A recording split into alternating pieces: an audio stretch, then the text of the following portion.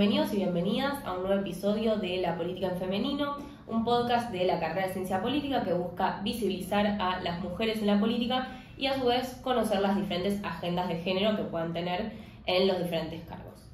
Hoy estamos con Rosana Bertone, que ha sido diputada nacional, senadora, ha sido gobernadora de Tierra del Fuego, entre otras muchas cosas que vamos a estar hablando con ella. Así que bueno, contanos un poco tu paso en la política y cómo empezó tu interés. Bueno, gracias Maya y Daniela por este proyecto y por invitarme a este espacio.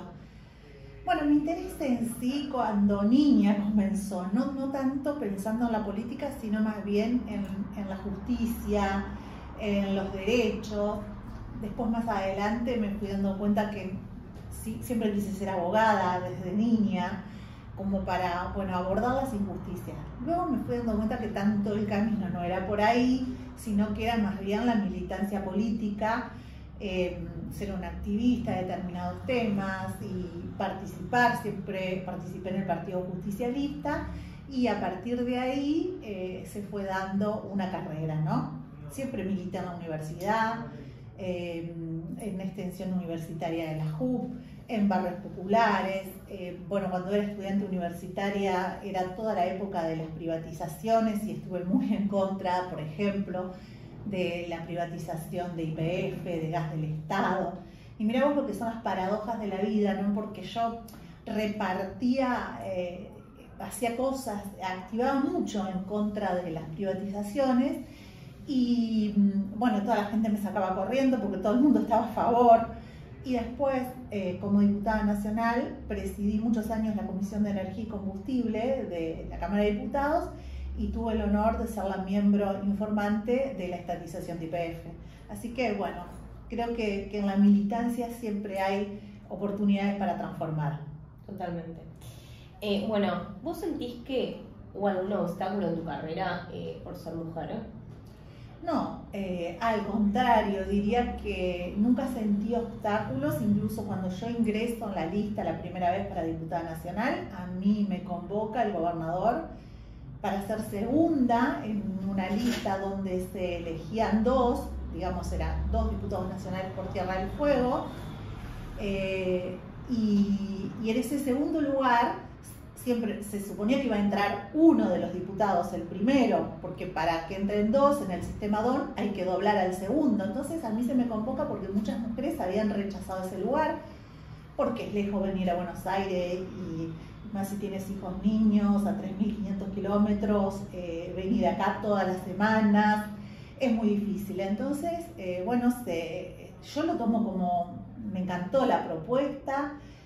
Acepté, siempre también digo eso, si te ofrecen en una lista, aunque seas la última suplente, tenés que aceptar, porque creo que desde ahí se te pueden abrir muchas posibilidades para poder ayudar, ¿no?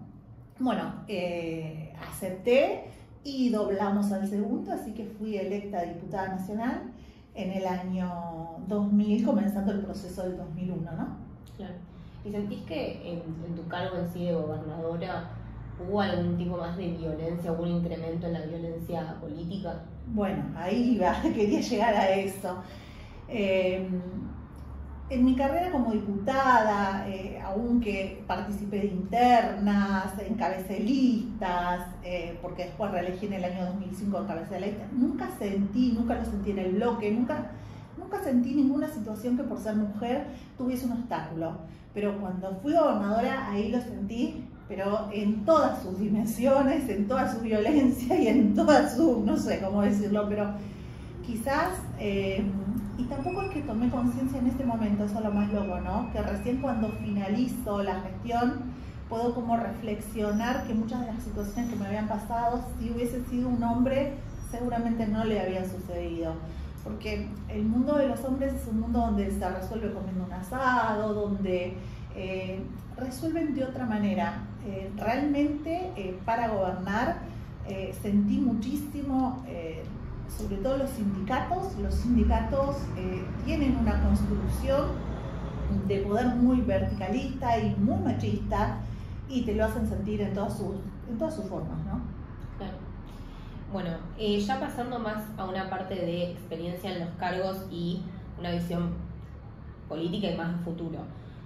¿cuál fue tu mayor reto en tus cargos y cuál crees que podrían ser en términos de género? O sea, ¿cuáles fueron tus mayores retos respecto al género? En la Cámara de Diputados luchamos mucho por modificar las leyes penales, ¿no? Yo fui autora de muchas de las leyes que propiciaban otro tipo penal, que llegue al femicidio. Esas fueron luchas que se fueron dando durante mucho tiempo. Y luego, como gobernadora, siento que pude hacer mucho por las mujeres. Las mujeres siempre han sido mis más electoras, siempre me he caracterizado porque las mujeres me voten más que los hombres incluso, y yo siempre he sentido esa ida y vuelta con las mujeres de mi provincia. Y bueno, como gobernadora pude crear la Subsecretaría de Género, Políticas y Diversidades, pude profesionalizarla, georreferenciarla, que esté en las 3 ciudades, en Ushuaia, Tolwyn y Río Grande. También tomé una medida que es, dicté un decreto donde me autolimité las facultades para indultar y conmutar penas, que la gobernadora anterior había, conmutado penas a 2 femicidas, y yo era algo que realmente me dejó muy afectada, como creo que a muchas mujeres. Y bueno, entonces tomé esa decisión para autolimitarme en esas prerrogativas constitucionales. También, por ejemplo, cuando adherí al acta que se suscribió con el Gobierno Nacional para la erradicación de la violencia contra las mujeres, el programa de trabajo, digamos, ahí dicté otro decreto donde no le pagaba el sueldo a los violentos, a hombres que hubieran hecho actos delictivos contra mujeres. Y bueno, con el solo procesamiento ya se suspendía el sueldo y se iniciaba un sumario administrativo. También pude crear las comisarías de género, familia, minoridad, en las 3 ciudades, con los profesionales correspondientes. Pude cambiar, modificar la currícula para el estudio en la carrera de policía, para ser policía, modificar la currícula para que los agentes tengan formación en género, ya sean mujeres o varones, ¿no?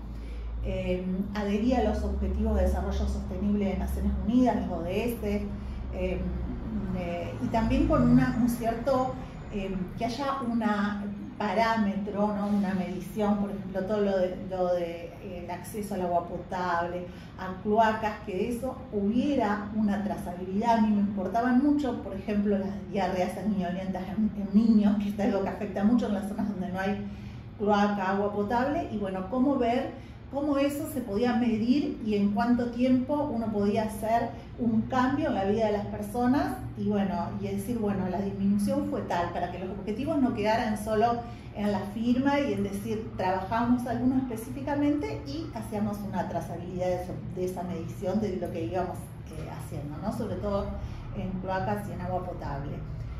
Y también he trabajado para que haya más accesos de viviendas para las mujeres que tenían situaciones de violencia. Esto también me lleva a muchas críticas porque el tema de la vivienda es un bien escaso en Tierra del Fuego y a veces el acceso es difícil, y dicen, bueno, hay todo este debate, ¿no? de si hay que trabajar en algo muy general o ir hacia atender estas situaciones. Y yo prefería atender estas situaciones. Excelente. Y respecto más a la actualidad, ¿vos cómo ves que está afectando o cómo se ve afectada la problemática de género tanto en la provincia de Tierra del Fuego como a nivel nacional? Bueno, afecta primero porque se han desfinanciado todos los programas, se ha cerrado el ministerio. No se hablan de estos temas o se habla en contra, ¿no? Como decir, bueno, la cultura woke, vamos a combatir todo esto, y hay hasta un miedo a expresarse, y hay un cambio en la comunicación gubernamental, en las expresiones del presidente de la nación, de ministros, secretarios. Ya no es un tema, ¿no? Y sin embargo yo creo que hay que pensar el poder en femenino y hay que instalar estos temas permanentemente y darle visibilidad. Creo que también las mujeres, y esto lo digo porque me lo cuentan las compañeras, tanto de mi provincia como mi hija, que es psicóloga y trabaja en un área de género, de atención a víctimas mujeres, que hay como, no hay ganas, o sea, no hay toda la fuerza para ir a denunciar porque se tiene miedo, miedo a ser perseguida a raíz de esa denuncia porque se baja otro discurso.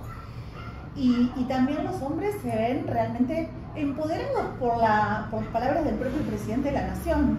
Y eso hace que muchas conquistas que se vinieron dando, yo no digo que se van a retrotraer para siempre, pero digo que en este momento estamos en una situación muy complicada. Totalmente. Ahora, viendo un poco una perspectiva un poco más alegre, sí. Si tuvieras que darle un consejo a una chica, como lo fuiste vos, a los 15, 16 años, más grande, pero que quiere entrar en política, ¿qué le dirías?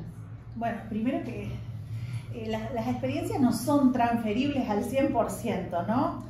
Pero yo creo que hay algo que hay que hacer, que es persistir, ¿no? Si una tiene un objetivo de decir quiero ingresar en la política, quiero militar, quiero llegar a ser concejal, legisladora, diputada, senadora, lo primero es conocer el electorado al que quiero representar, conocerlo en un 100%, tener un territorio, si se puede en un 100%, pero si no, tener un diálogo con los actores que quiero representar, mujeres, sindicatos, y bueno, y formarse. Es muy importante la formación, ¿no? La formación, pero tiene que ser permanente, saber comunicar, dejar un espacio para la comunicación. A veces, en mi caso, me concentraba mucho en el hacer, pero también la voz es muy importante, ¿no?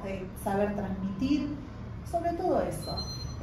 Perseverar, formarse y tener vocación. Hay que tener una vocación, ¿no? Como en cualquier trabajo, ¿no? La política también hay que tener una vocación para poder hacerlo, ¿no? Y contar, si es posible, con el apoyo de la familia. Siempre es más fácil si uno tiene un apoyo, ¿no? Si los demás están consustanciados, porque la política es cruda. Muchas veces se dice, es como tirar la honra a los perros. En este momento creo que más que nunca, donde te catalogan de casta, de rata, de lo que sea, entonces si no tienes un apoyo familiar también es difícil. Entonces por eso dejarse ayudar, a veces para las mujeres no es fácil pedir ayuda, ¿no? Para nosotras mismas. Es verdad, 100%. ¿Y qué cambios en materia de género te gustaría ver de acá en adelante en la política? Primero me gustaría que se reviertan estas decisiones que se han tomado, que podamos las mujeres nuevamente, ¿no? Avanzar más. Y después, como yo digo siempre, el poder en femenino. El poder en femenino es más gobernadoras mujeres. Nosotros en la Argentina, en la historia moderna, podemos decir, o bien actual, hubo 7 mujeres gobernadoras, y después podría llegar hasta 9, incluyendo a alguien más de San Luis o de Santiago del Estero, otras compañeras, pero últimamente 7 mujeres gobernadoras. Eso hoy día, ¿cómo resuelven, no? Son todos gobernadores hombres y resuelven llevando una vicegobernadora a la fórmula. Encontraron esa vueltita de decir, bueno, con una vicegobernadora está perfecto, queda bien, y ya cumplimos con tener una mujer. Bueno, creo que no nos tenemos que resignar las mujeres a eso, a ser vicegobernadoras. Tenemos que impulsar que haya más gobernadoras mujeres, presidentas mujeres, ministra de Economía mujeres, presidenta del Banco Central mujeres. Confío mucho, ¿no? en que podamos revertir esa situación y nuevamente poder irnos posicionando. También es muy difícil ser presidenta de un partido, en el caso del Partido Justicialista. Hay pocas mujeres que son presidentas de sus partidos en las provincias. Bueno, esto también creo que son desafíos que tenemos que ir reconquistando. Y es muy interesante también porque hoy en día no hay ninguna gobernadora. Y es interesante porque respecto a nosotros le llamamos paridad horizontal y vertical. Nosotros tenemos la paridad horizontal, pero la vertical es como imposible de visualizar. De acá, no sé, yo lo pienso a 5 años y ni loca se me ocurre decir, bueno, vamos a llegar a una paridad efectiva y va a ser, no sé, la lista de gobernador y vicegobernadora y la próxima elección gobernador y vicegobernador. Es poco... Sí, es poco factible, pero bueno, creo que también tenemos que trabajar mucho, no sé, en los distintos partidos políticos, en las redes, esto de mujeres que apoyen a mujeres, porque yo creo en eso y creo que por eso acepto esta entrevista o converso de estos temas cuando me invitan o charlo con quienes fueron gobernadoras en el momento que yo lo fui, así no sean de mi signo político, porque creo que ahí esto es transversal a todas. Totalmente, totalmente. Bueno, ahora pasando a una parte sí más distendida, vamos a hacer una serie como de preguntas rápidas, tipo ping pong. Bueno, una mujer que te inspire. Eva Perón. Muy bien. Un libro que te haya marcado. Y mira, yo por el 2000-2001 leí Modernidad Líquida de Zygmunt Bauman y eso me ayudó mucho en ese momento, ¿no? Me hizo comprender como el cambio de época que se estaba dando, ¿no? Y bueno, luego lo seguí leyendo en otros, pero ese es un libro que me impactó. Perfecto. ¿Café o mate? Mate amargo. Muy bien, soy de tu team. ¿Tu primer recuerdo relacionado con la política? Bueno, así fuerte, ¿no? Que me conmovió la elección de Alfonsín presidente de la Nación. Yo tenía 12 o 13 años. Era chico. Sí. ¿Qué consejo te hubiese gustado recibir al empezar en política?